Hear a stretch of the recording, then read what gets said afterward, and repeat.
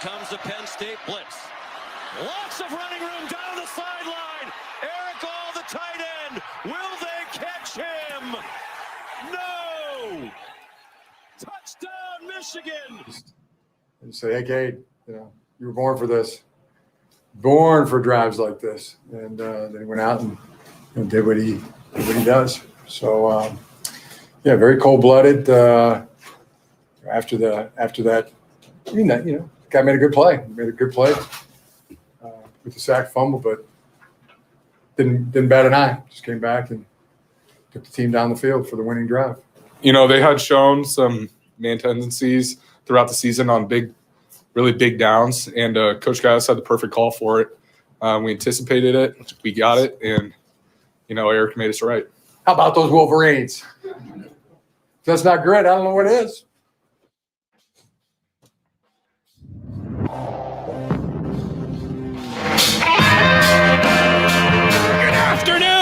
Welcome in. Dennis Fithian with you here, ready to get things underway on this afternoon live on this Monday, the 15th, after an eventful weekend out there on the football field for Michigan at Penn State, and then also the basketball team in action as well. Game 2, I'm going to cover all of that, plus the Michigan recruiting spotlight and the memorabilia minute, but we'll start talking about the football game. Those highlights, the Big Ten Network had the Eric All touchdown, that 47-yarder.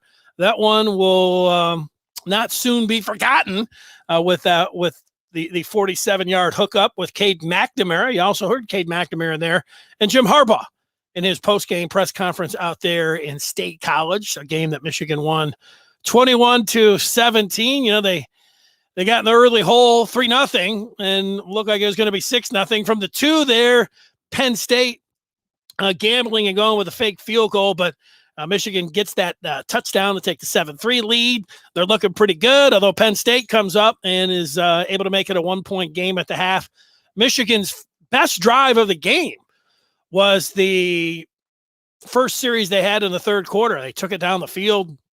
They were awesome. There was 9 plays and 75 yards. Had a pass in there, super nice pass to McNamara to Eric All. He hit Roman Wilson. And, of course, in that drive, he had a lot of Haskins runs. Hassan Haskins was great in this game. Heading into this, I thought that Michigan would win this game 20-17. I thought because they could rush the passer and run the football. Now, is that exactly why they won the game? They made some big plays, both on offense and defense, late in the fourth quarter. That's why they ultimately ended up winning. But rushing the passer, getting those 5 sacks like they did, the combination of Aiden Hutchinson and David Ajabo, they're a handful. They're game wreckers. They're difference makers. And, yeah, you can chip and get some help for 1, but you can't do that with 2. And that's a big deal for Michigan and their defense, being able to get after the quarterbacks like that, like they have. And it's why they're going to have a chance in these final 2 games. That's right. A chance in that final game, certainly a chance coming up Maryland week as we get into it here on this Monday. Looking back at this game against Penn State, the first thing I asked myself after a game like that, you say, well, how do you feel? How do you think people feel? I think you should feel pretty good. I feel pretty good. Michigan was able to win the game. And you say, well, yeah, but what about if they didn't win the game? Well, if they didn't, it would be a completely different story. If they weren't able to make the big plays, it would be all different. How I would feel about the head coach, how I'd feel about the coordinators, the players, everything. Big difference. They won the game. Now, it didn't look like it. They get into that fourth quarter. They come out. They have a 3-and-out, and then Penn State goes down, and they convert the 3 fourth-down plays, and then they get a 2-point conversion. It felt a lot to me like the game against Michigan State 2 weeks ago. As Michigan was I felt pretty good about what I saw from Michigan against Michigan State. Andrell Anthony making big plays. Hutchinson and Ajabo, doing what they were able to do, thinking, you know what, this is really nice defense. I was thinking the same thing against Penn State, but yeah, the 8-pointer and then coming up big on those fourth downs and the 2-point conversion, it just, if you weren't thinking, man, here you go again, then you're pretty good at just walling up and staying right at the task at hand. But that's how I felt. Like this is going to be another game, and as well, or as how well things were going there for Michigan up to that point in the fourth quarter, even though it was a one-score game. There were a lot of 3-and-outs out there in this game here. 5 of them, I think I counted up, including that first one in the fourth quarter, and then Penn State goes out there and ties it up.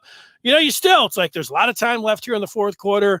This is what it comes down to. You got to make plays on the road and come up big. And then, the next 3-and-out, what was it? It was a run for a yard or -1. You get a pass knocked down. And then on a 3rd and 11, a strip sack fumble. And it's like, man, the tide had turned so much. All right, you get a counter. Penn State finally getting in there and getting the touchdown and then getting a 2-point conversion. You're like, all right, Michigan, this is the time where you step up. You got to make plays.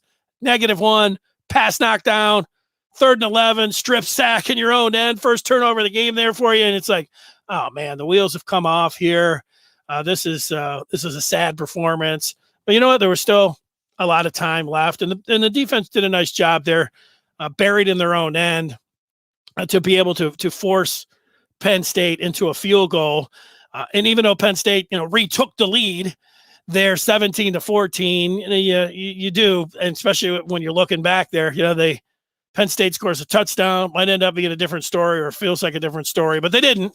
And Michigan's defense was able to just hold them to a field goal there, a 3-and-out themselves. But, the final drive comes down. I was just thinking about it, 6 minutes to go, and you're down 3. And Michigan went with, Hassan Haskins 5 times, 5 runs in a row. It was like they thought with the offensive line that they had, and with 6 minutes to go, that they would be able to line up and run the ball down Penn State's throat. And they were getting down there. And then 5 runs in a row, and that's when big down, they end up finding that little shallow cross there for Eric Hall coming across the field. And then he does the rest, turning it up the field, making getting his first touchdown in a Michigan uniform, and big play, exceptional run. And for McNamara hitting him there, and what a boost being able to do that. That was a lightning bolt. And still you needed the defense who had, they got to stop to hold them to the field goal, but you needed the defense to step up, and you needed the defense. There was still 3.5 to go there. And they needed to make that stop, or else all of this stuff is irrelevant. And they did. They got the 3-and-out, and ultimately the 4-and-out. Penn State going for it on the fourth down, on the fourth down there. Yeah, if I'm a Penn State fan, I'm not a Penn State fan, but if I was, shoot those go routes, which they really didn't have any success. I don't know if they hit any go routes. They threw a lot of them on Michigan, but having 2 of them, including the one on first down and on fourth down, if I was a Penn State fan, again, I'd be upset with those play calls. Sure, they saw something on film, and they did have the coverage. So credit the Vincent Gray over there. And, Clifford didn't even put the last one in the same area code. So, yeah, Gray was there in his back pocket. But I also think, as a player that stood out, there were a lot of them. But I thought Rod Moore, the true freshman back there, he on the 3rd and 2, he came up with a big-time hit on Jahan Dotson, where, in a lot of situations like that, it's hard not to, because Dotson's kind of going down. It's hard not to lead with the crown of your helmet. It's hard not to pop him with your shoulder in the head or neck area and get a flag there, and able to get a new set of downs. But he came in like he had a board and came and put his face right into Dotson, and that was a great hit. And then really, he shows up. If you look, Rod Moore, he's out there the entire game in the mix, and that's a big time performance from a freshman back there, as Michigan was going to nickel and dime packages, whatever it was, and more. He's a player, and in the biggest spots, he was in there early going, and then all the way through. Of course, on that last drive out there, and helping on that 3rd and 2 coming up with I'll make a case for one of the biggest plays of the game. So, you should feel pretty good. You always have to put everything in context. And yeah, there's a part about it. If you just take just a quick second and think about, how you thought about the game or how you thought about the upcoming season.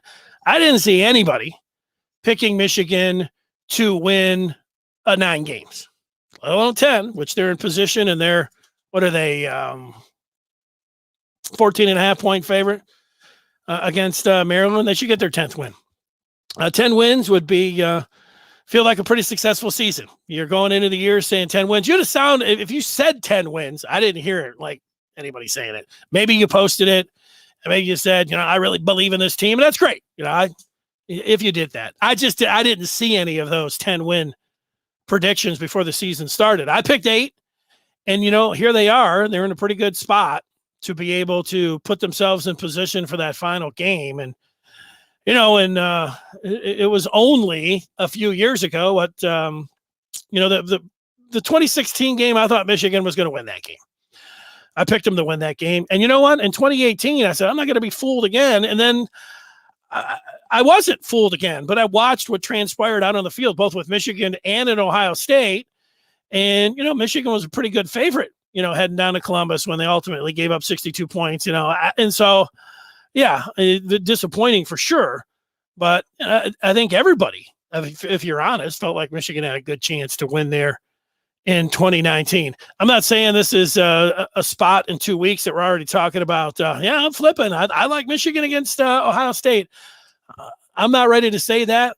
I was a little surprised at Ohio State being favored by 19 points when I looked it up before the game against Michigan State heading into this weekend. So Michigan's still going to be a decided underdog. For sitting here right now, we're talking about, a double-digit dog at home. But, hey, you know what? If this team, the things that you have heard from both Jim Harbaugh and these players about not flinching, about having nameless, faceless opponents, about, having the walls painted or whatever they did in the weight room about what did you do today to beat Ohio State. I mean, one of these years it's going to happen. Maybe it is this year. I don't know. I'm not ready for that yet. But if this is a different team, these guys do certainly seem like they're a collection of players that are all rowing in the same direction, or anything else you want to say. A bunch of team guys, driving this bus. I don't see a lot of individuals. They seem like they like one another, and I don't know. That stuff's good to talk about, and you hear it from the coach, but then you got to do it and deliver on the field. But at least it's there, and you're hearing about it, and so maybe that gives them a chance. Now, I'm going to look through, and when I think about what Michigan did on offense, that's throughout the game, I saw a lot of people complaining about the offense, about the play calling. And I thought that heading into this game that Michigan was going to duplicate the Washington game plan, that it was going to be a ground and pound. Penn State wasn't great against the run, and that's what Michigan was going to try to do. And then once in a while, they're going to try to take some shots, passing. When I look at Michigan's, they had all these 3 and outs, but man, their 3 touchdown drives were things of beauty, all the way through when you start going through and looking at it and just how they performed. It was pretty fantastic when you think about, I'm just looking here, their first drive of the second quarter, they pick up that 4th and 1, Haskins reaching the ball over. Roman Wilson, I was just watching that play. It was a first down play from the 21. The throw by Cade McNamara and the catch. I mean, Roman Wilson runs, he turns, and McNamara sticks that ball right here. I mean, Roman Wilson puts up his hand, boom, right in there. Now, nice job being able to cradle that ball, make the catch, get your feet down, especially he's wearing it on his left wrist, the guard or the cast or whatever it is. He talked about that, Roman Wilson coming up big, and he was somebody before Andrew Anthony came up and stepped up for him. Roman Wilson was in there stepping up when a lot of people, myself included, were thinking, the second wide out after Cornelius Johnson, it was, probably Dalen Baldwin. You saw him. He looked pretty, or AJ Henney, myself. And I think the team even, they were targeting Henning, trying to get him going. I think, some of the plays that they ran, even in the second half against Rutgers. But here's Roman Wilson, came along, then he got hurt. Now, he's back, put together that big game. But a lot of feast and famine there for U of M on offense. The 5 3-and-outs that they had, but you get 6 minutes to go and you're down. However, the game went there. Michigan's down 3 points with 6 minutes to go, and the offense, they just needed to come out and they needed to put it together. And what did they do? Well, they ran Haskins 5 times, and then they came up with a 47-yard lightning bolt, put them ahead. So now the defense has got to step up with 3.5 to go, and they did. 4 straight plays. I mean, Penn State got 1 play for 8 yards. The first play is a go route down the far sideline, and Vincent Gray's in the receiver's pocket. Good job there by Gray. Good coverage. They get the 8 yards. 3rd and 2, I would give it to Jahan Dotson if I was the Penn State coordinator. If they were listening to me, that's what they did. An exceptional defense there. And again, talked about Rod Moore, and I don't know who the other DB was in there, but Moore was the one that came up with the big smack and huge play. And then on the 4th and 2, why they go back to a go route down the sideline, inexplicable, but they did. And they felt good about it. Michigan did show the man coverage. And again, the DBs coming up and making the plays there. I don't think they made a pass down the sideline like there. Again, I don't remember. I'll look for it when I go back and watch it. If you're watching, if you're somebody that's watching this live on YouTube, you can put some messages in right now and feedback, and I can respond to them. I also asked people on the Wolverine Den on the Maize and Blue Review message board. I put the question in. I'm going to refresh the screen here about what was a play or player that stood out to you over the weekend, whether it was basketball or football. We'll get to some basketball coming up, but I picked Rod Moore, and the play that I just talked about, watching it in the first half, that 21-yard strike to Roman Wilson. Now, those are the two. I went with the Roman Wilson 21-yard touchdown, great throw, awesome catch. And then the player, to me, Rod Moore. And I put that question down here. And if you had one, you could put it up here. I can actually show the question here. This one's from Antoine. Michigan needs to run more drag routes on all of Michigan's long scores. They're on simple drag routes. I agree, Antoine. You know what? It's Andrell Anthony against Michigan State. That 90-yard touch, boom. Crossing route, drag route. The 47-yard touchdown to Eric All, same thing. McNamara, that's the pass that he throws the best. I'm with you on that. So I know other teams know that. And when you see him do it, not that it looks simple, but it looks like it's so effective. And it seems like something that they should be able to do more. Hey, drop back, get the guy going. He's able to put that ball on the money, make it happen. And it's one thing, like you say, well, the defenses might start taking it away. We've seen in the past with the Michigan defense, you know what? Michigan had a hard time stopping it. And what do other teams do? They just kept peppering it like a boxer going after somebody's eye. Just keep pounding it until they could stop it. I'm with you on that. Drag routes all day long. Crossing routes. Really one score on long bomb throws if you're talking about the season. I know J.J. McCarthy threw that one down the sideline to Dalen Baldwin. That's one. He also threw one across the field to him. So you take that one away.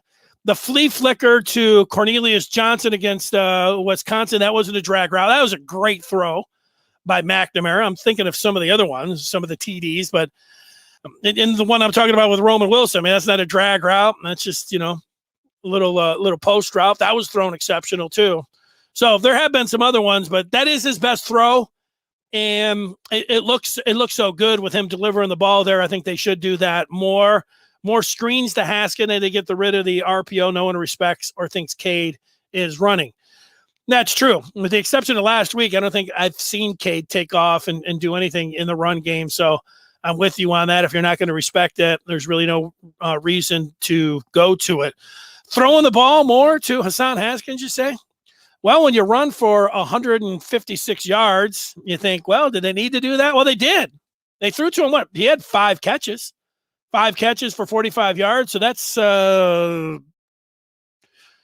201 scrimmage yards for Hassan Haskins. Hassan Haskins is a pretty interesting back because he's not somebody that is blowing you away with 80-yard runs. I know he had the long one against Indiana, but most of these he's getting them in 5-7 yard chunks and carrying guys and falling forward or shooting diagonal just to get some extra yardage here. But yeah, we've seen this in the past. You get one back and he emerges, and you just through the flow of the game and everything else, you just go with them. And it was by necessity here. Like Blake Corum, if Michigan would have had Blake Corum, he would have been involved more. I get that. But there's also the part where you got a guy, and a lot of teams, just feature one back. And Michigan for, 20, 30 years, the Anthony Thomas or Chris Perry, you get a guy, and Mike Hart, you see, you just load up and you just feed him. And heading into this game, I thought, Haskins had a career high 27 carries and 168 yards last week. I thought get him between 25 and 30. And what did he end up with? 31 carries, another career high, 2 consecutive weeks. Yeah, you got a back like this, and you got a line that's blocking like this.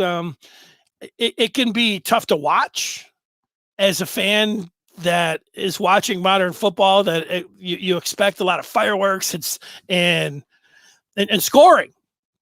And to see it going down with running, you're like, what is this? This is what my dad talked about, 3 yards in a cloud of dust. It's what Michigan wants to do. Can they ride it to a title? Well, we're ready to find out over the next 2 weeks. Can Michigan, featuring a running game and 4 yards in a cloud of dust and one back, can they parlay it into a Big Ten championship? And if they do that, if they get a Big Ten championship, well, then the rest. They're going obviously to Indy for the first time. That would be nice. If they win that game, like against Wisconsin, we're talking about the college football playoff. I know it's all ahead of us still. And there's no reason. I know a lot of people, they just go to the very end. That's not going to work. It's not going to happen. There's going to be well, I don't know. If you have to pin me down right now, I would say, yeah, it's probably not going to happen. But there's my suggestion for you. Enjoy this week. And, you don't have to take it one game at a time. You can talk about Ohio State. You can talk about potentially going to Indy. You can talk about going to the college football playoff. But, there's no reason to act like Michigan's lost when they haven't yet. So enjoy it until then.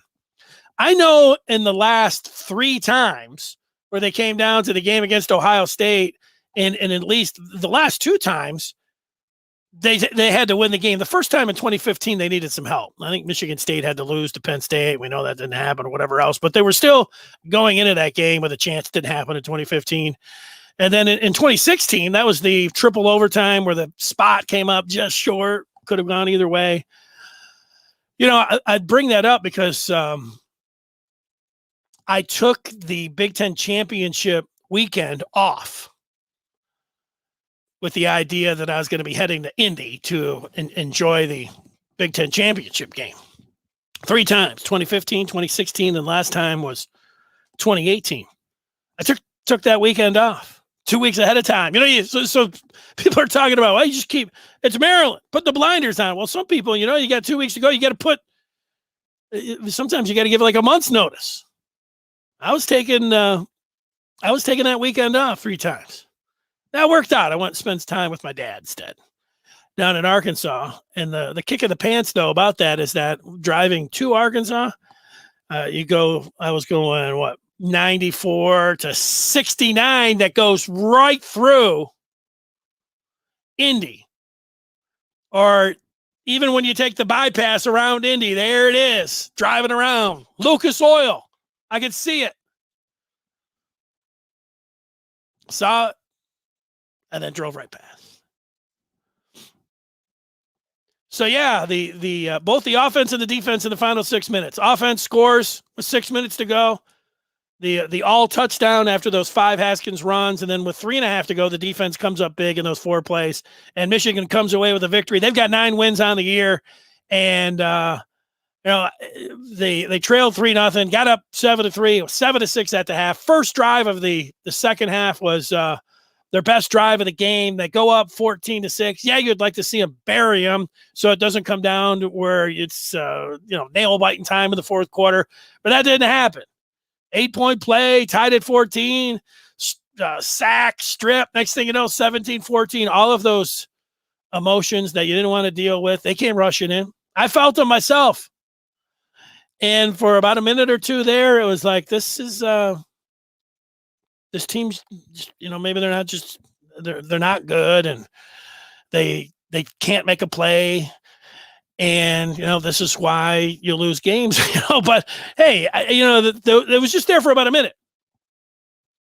And then the last 6 minutes, you're reminded how you win football games on the road. Well, you got to make big plays. Offense, defense, 47-yard touchdowns. Come up big on defense with 3.5 to go. Come up, make some big plays, don't commit any penalties, and you can get away there with a victory. Have a great performance by your running back, offensive line, and have a defense that has some difference makers like they did. Antoine's still bringing some messages in here. Let's see where he's at. Better not use the hell out of Haskins. Give the rookie some run against Maryland. Donovan Edwards. Yeah, I think they'll give Donovan Edwards some burn against the Terps. We're not running the Don Brown stuff. One more from Antoine. If and when Harbaugh leaves, I want to see a modern passing offense. I wish Peyton Manning was our offensive coordinator. Well, Peyton Manning's having too much fun, sitting around doing something like this on Monday night. I've been watching him. Yeah, you know what? I like win. Like, if you're asking me style points or how I want to win, I'm with you too, man. I would like to rack up 50 points a game, and I would like to do it through the air. And I would like to see, an offense utilizing the entire field. I love scoring points, and I love racking up the tally on the scoreboard. Fast break, big plays. It's awesome. But you know what? The bottom line is winning games. And if Michigan can plow, run, be a predominantly running team, and get to Indianapolis, I'm not going to complain too much. They get to Indianapolis, and I'll tell you what, they beat Ohio State. If they beat Maryland, they beat Ohio State, and they beat Wisconsin, and they get to the college football playoff, you won't hear one complaint until they lose. You're not going to hear any complaints from me about them, being a predominantly running team. Now, you could say they're not going to beat anybody in the college football playoff, run. Yeah, I know. Look, and that's way in front of everything. Like, if I'm predicting today, I don't have to predict today. That's the beauty of it. Now, if you asked me how I thought they were going to do against Ohio State, I'd give you an answer. But, there's no reason. Like, there's a lot of things can happen between now and Thanksgiving weekend, the 27th, when they'd actually have to play. All right, looking towards the Wolverine Den, I asked for a U of M player or play that stood out this weekend. Let's get some more of the responses here. And the first one's coming in from PMC Cray on the Wolverine Den. He's got a lot to say, and let's get to it right now.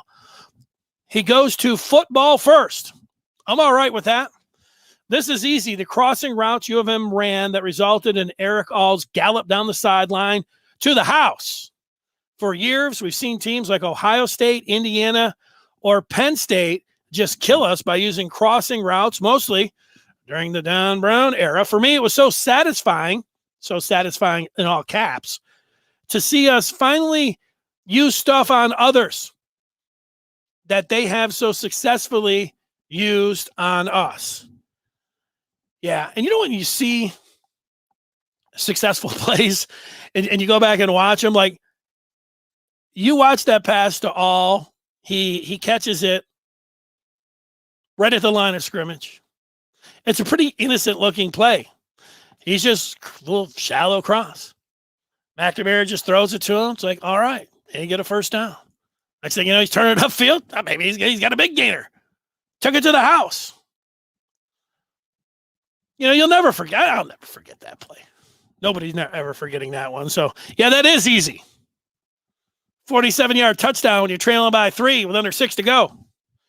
And at that point, what was there? Under 4 to go. Because Penn State got the ball back with under 3.5. So, yeah, under 4 to go. Big play. One other one, second memorable play was the last play of the game when our young freshman D came up and put a crunch on Jahan Dotson. And because Dotson was hurt, he was forced to be on the sidelines for the final play. He puts a thumbs up there.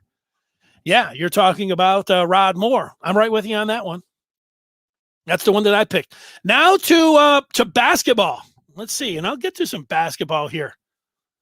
Basketball. I was sitting next to a guy at the game that was saying he was unimpressed with Bufkin and that Bufkin looked too weak physically. Shortly after that, Bufkin caught the ball inside the lane and used his strength against the defender to get closer to the hoop. Did a pump fake at the rim for an easy deuce. I looked over at the guy with a smile and reconsidered his prior thoughts on Kobe. It was as if Kobe heard him say he was not strong enough. I'll tell you this about Kobe Bufkin. You know, I'd heard a lot. You know, he asked people about, practices and things. I'm like, oh, yeah, Bufkin looks pretty good. And then they had the Midnight Madness or whatever. I saw the clip of him going in and throwing a dunk down, and I liked that. And then during the Wayne State exhibition, Bufkin came in, and he was running point. 6'4" lefty out of Grand Rapids. Now, Zeb Jackson was down in that game, and so was Frankie Collins. So Bufkin playing point there. And in the first game against Buffalo, Bufkin didn't do anything to me that stood out. But I am with you as you look back at the game against Prairie View A&M. You got to write Kobe Bufkin down. That drive, changing direction, coming down with a jump stop at the rim and scoring the layup, that looks super smooth and really effortless for Bufkin. And then his jumper, lefties, when they shoot with the kind of form that Bufkin has, it ends up looking pretty sweet. He's got a sweet looking stroke at 6'4", and you know what? They can use this just in. Michigan can use some 3-point shooting this year. And if they could come in and whoever, there's some guys here that we would go to immediately. And Eli Brooks, is awesome, but they're bringing in Adrian Nunez, and maybe he can supply and some short bursts, some outside shooting. But as these freshmen, and you look at him, maybe it could be Kobe Bufkin could be somebody that could, hoist 2, 3, 4 threes a game. And you can think about him being deadly from outside. I like it. I'm with you on that. I thought he was one of the players of the game. Certainly a player to talk about, getting your impression. It's nice. I mean, when you have half dozen freshmen and you're seeing them in there, the first game, it was a lot of Moussa Diabate talking about him. This game, it was more about Kobe Bufkin. All right. We've got Sharp RZA on the den. He says, I like what I saw at a Welshoff. Colson showed his athleticism on his sack. Yeah, and you know what? Welshoff, he was in there. Julius Welshoff, number 96, rotating those guys. I mean, as much as you're talking about Hutchinson and Ajabo, and you should. I mean, these guys are meeting at the quarterback every game, 5 sacks, strips. These guys, they're putting on a show that we haven't seen. And one of the reasons, if Michigan ends up winning these last 2 games, 3 games, 4 games, wherever you want to go with it, this. If there's success from this point out, they're going to be some of the first names that you're going to be talking about. Oh, Hutchinson. Oh, Jabo. I mean, it's every game. Those guys are great. And what it does is helping these other guys out. And I really I'm glad that Mozzie Smith has stepped up. His name was talked about a lot in the offseason. And, if I hear one guy's name, I hear, a half dozen over the years about, he had a tremendous spring. Mozzie Smith had a tremendous spring, and he brought it to the regular season. Nice to see Hinton, Jeter, those guys inside. And, Welshoff. We saw last game, Taylor Upshaw. He made Penn State pay. And we're seeing some of that. Mike Morris, not so much in this game, not so much last game, but some of those games, the Michigan State game, I know he's maybe an uneven performance in there. He did have a pick in that game, but yeah, I'm with you. And I like the kind of going off the board with Welshoff and then with Junior Colson. Junior Colson's a true freshman. So let's just think. He was in for spring, Junior Colson, number 25. That's a true freshman linebacker. That's nice. And that's the same thing with Rod Moore. Rod Moore, he wasn't even in for spring. And Rod Moore is out there contributing all game long. 2 true freshmen. That's a good sign. I appreciate that feedback. All right, so some quick things on basketball before we get to the recruiting spotlight and the memorabilia minute here. Basketball 2-0. They go to DC and they take care of Prairie View A&M in the coaches versus racism, the inaugural game there. And the things that you liked, I liked Kobe Buffkin. We just talked about him. And I like Caleb Houston. Like you can say, okay, you like the 5-star? I do. And I didn't see a whole heck of a lot where I was like, wow, in the exhibition game or the first game against Buffalo. But Caleb Houston, I like. He's not just a 3-point shooter, but the 3-point shot from him, it looks so smooth. And he can also take it in and drive as well. Had both of those. And I like what I see from him. He lets the game come to him. And it was the first game when they threw up against Buffalo. Where did he play in Florida? The rest of his teammates, they put up, see if I can find that. They put up the graphic of who Caleb Houston played with when he was in high school. And you're like, all right, well, he's playing at, Montverde, probably plays with some pretty good players. Not just some good players. Look at these. Played with Caleb Houston. Let's just read them off. See if we can read them off here. Cade Cunningham, the number 1 pick in the draft. Guys that played with Caleb Houston at Montverde. Moses Moody, who went to Arkansas, playing for the Warriors. Scotty Barnes, who's having an exceptional rookie season. He got bounced by Michigan in the tournament. Precious from the Raptors. Zeb Jackson as well. Not that. Did you know that Zeb Jackson played at Montverde with Caleb Houston? You do now. Those are some of the names there. But impressive when you see him. That's some talent, being able to run with guys like that. So I identify those 2 guys. I'd just say the other thing, man, Hunter Dickinson is, as long as Michigan has Hunter Dickinson, this team is a factor for everything. This guy is a monster. This guy is a matchup problem. And he kicks that ball and gets it out to the shooters and gets it out to the rest of the team as a big man. You can't teach that size and the immediate impact that he had last year. You know what? I remember this time last year, Hunter Dickinson, it was pretty apparent after a game or two. It's like, I just want to see him start, whenever he can. Austin Davis, you love him and everything, but let's get let's see Hunter Dickinson in there. The thing about Dickinson last year, he's dominating some of these easy games. I say easy, Michigan had a tough time in some of those non-conference games last year, but Dickinson, he's in some of these games, he's got the decided advantage. And I was just waiting. You love it when you have a great player and you say, you know what, I can't wait to see him against, the most talented players to see if he can rise to the occasion. And he did. And we know what he brings. And what, he shot the 3. That's great.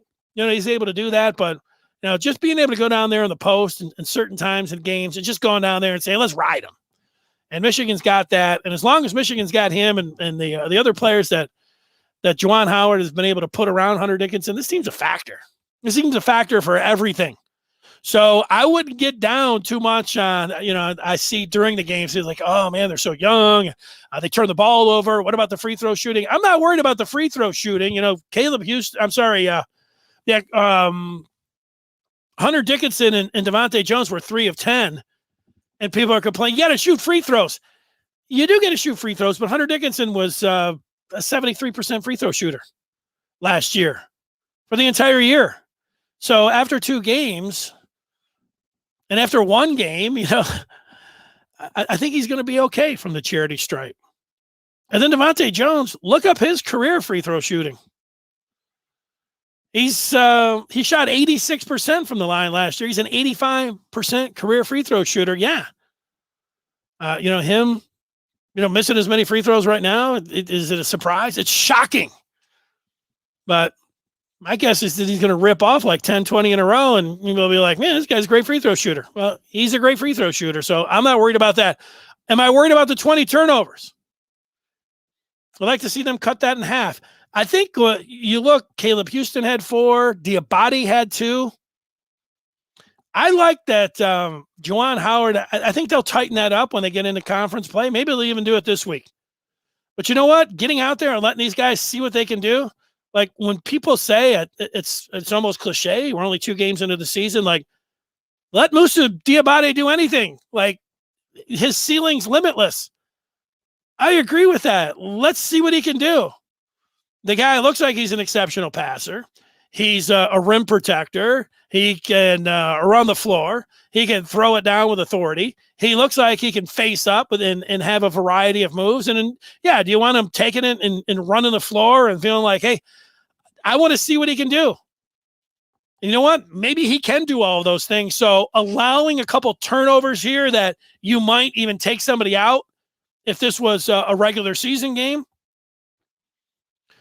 allowing him to go out there and see what he can do and get it down on tape where they can say, yeah, Moussa, this, just make sure you're not leaving your feet, And then there was a couple, I think Caleb Houston had 4 turnovers in this game. There were a couple, I think maybe the speed of the game, maybe just acclimating a little bit, because there were a couple little bounce pass down on the baseline where he was trying to, make a nice feed and, it ended up being a turnover. Let these guys cook a little bit and see where they're at and familiarize yourself what you don't want. And this is one of the great things that Juwan Howard and company are really good at. Let these guys go out there, and when they say be the best versions of themselves, but let's see what they can do, how they feel comfortable. If is it Diabate coming down and trying some, wrap around this way, some kind of, no, it's not that. It's getting the feel of where these guys are at out on the floor. And so I think those turnovers we're talking about in a week from now, 20 turnovers and the team loses, and you say, okay, they're going to have to put the clamps down on some of that, but I'm more worried about the turnovers than about the free throws. And I'm not worried at all about the free throws. And I'm not worried so much about the turnovers. Antoine talking about Jones pushing the point. We'll have a lot of fast break. Yeah, I'm with you on that. Final 4 for the Michigan team, guaranteed. Having 2 big men down low, and the rookie is athletic and wants to block everything. Yeah, hey, Antoine, the sky is the limit, man. There's no nobody should put any restrictions on this team. If you're talking about cutting down the nets, it can happen. Yeah, there's a lot of good teams, a lot of good players, but Michigan's right in there with all of them.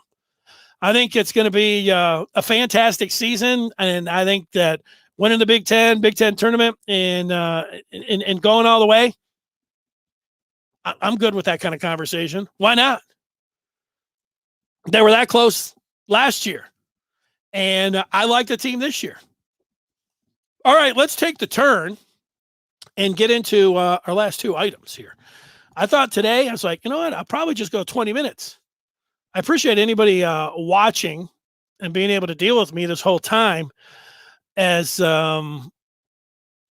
it's me here. I appreciate the feedback. We get into the Michigan recruiting spotlight. We do this every day. Big news in recruiting over the weekend. And And a couple weeks ago, well, let's not say a couple weeks ago. We've only been doing this for 2 weeks here at TMBR, the Maize and Blue Review. But I came out and tried to get a feel where Michigan fans were, where the people were when it came down to, hey, who's the recruit you really wanted? A lot of people were talking about getting Damani Jackson. Damani Jackson, the 5-star corner out of California, out of Mater Dei.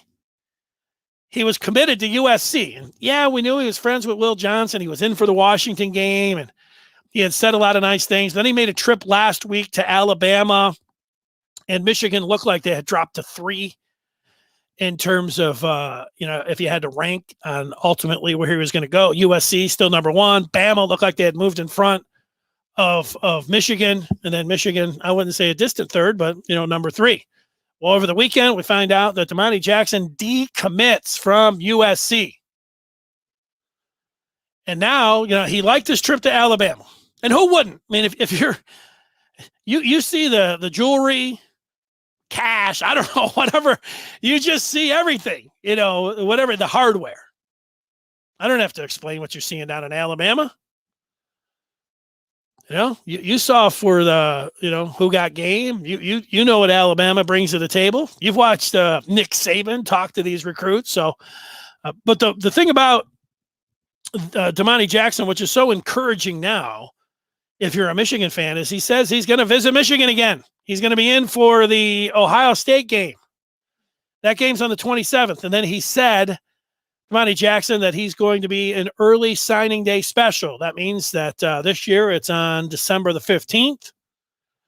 It's the first time players can sign their letters of intent in the early signing period for football. And Jackson says he's going to commit and sign on the 15th. 2 weeks before that, Michigan's got their last chance to impress Damani Jackson and Will Johnson. He's friends with him. And so I think you're back and you're feeling really good if you're a Michigan fan. You were 3rd. I would say wherever you're at, I'll put Alabama there. And those of you who are listening to the podcast, I've got my hands just a little bit apart, but I've got Alabama slightly higher. But you get that visit and you get Will Johnson. What if Michigan wins that game? I'm not, again, slowing down a little bit on that tap of the brakes, talking about Michigan beating Ohio State, but a chance to impress the number 9 overall player in the Rivals 250. Will Johnson's number 16. But just for a second, and this class is at 19, that certainly boost up that number. Heck, with getting Damani Jackson, that might put it at 15 just then. I don't know exactly how that formula works, how they work with the team rankings. There's a lot of work to do before then, but you get Michigan closer to 10 than 20 and put a jewel in there like Damani Jackson, and then you go into next year and you're thinking, hey, Damani Jackson, Will Johnson as defensive backs, 5 stars out there. Javon Green, DJ Turner, Vincent Gray. That doesn't just sound like it. That's a strong group of defensive backs. I don't know all those guys end up staying or not. But if they do, I don't know if they've ever had a more depth or if they've ever been stronger at the position. If you're talking about getting Damani Jackson and then having Will Johnson coming in with the guys and how they've played this year. We'll see on that. All right, it is time here. That's the recruiting spotlight. Let's go finally to the memorabilia minute. Now, this is 1 minute, me talking about some piece of memorabilia. And I've got 2 sketch cards that I'm going to show you. This is Tom Harmon, 2002 sketch card. So you can see they only made 250 of them. They're pretty sweet. And there's old number 98. It's nice. And here is a Gerald Ford. What number is that? 83. You can see a pretty nice sketch card here. Very nice from the Michigan collection. Now, my Michigan collection is nowhere near some of the great ones that I've seen out there, but these sketch cards that were just given to me, pretty awesome. That is the Memorabilia Minute. All right. I want to thank everybody for watching and supplying the feedback. How about Antoine coming in? He's still got more messages. Let's see. See what he's saying. Last one. Loves the show. He's going to subscribe. Antoine, I'd like to see it. I want to see you here every day, Antoine. I'm here every day at 1 o'clock, weekdays. And he's going to subscribe. That's good. Yeah, hit that subscribe button. Leave leave the feedback. Leave the feedback. Write a note there where you're allowed to respond. If you're somebody that's listening to the podcast, I'll ask you to do that as well. They always ask if you want to write a review. Go ahead, write a review. This guy talks about Michigan every day. Could be the review. I'm looking for that first review on the TMBR. If you're somebody that's listening to the podcast, go ahead. Leave a review right there. All right, tomorrow I talked with a gentleman that I saw a tweet from him, and he was pumped out about Terrace Reed, one of Michigan's early signees, Terrace Reed out of Missouri. And he was talking about him, that he watched him at the Peach Jam. And I sent him a message. I'm like, you want to come on and talk about Terrace Reed? He said, yes. So tomorrow we'll have a little hoops for you. Oh, yeah, Michigan, the 89 championship rematch. Seton Hall, Michigan, 9 o'clock from the Chrysler Center. Woo! Be ready for that. We'll be talking some hoops tomorrow. We'll also have a Michigan football question. Until then, thanks everybody for watching. And can I take it out with some music? Let's see. See if I can take it out with some music. Take it out with some music, and thanks for watching.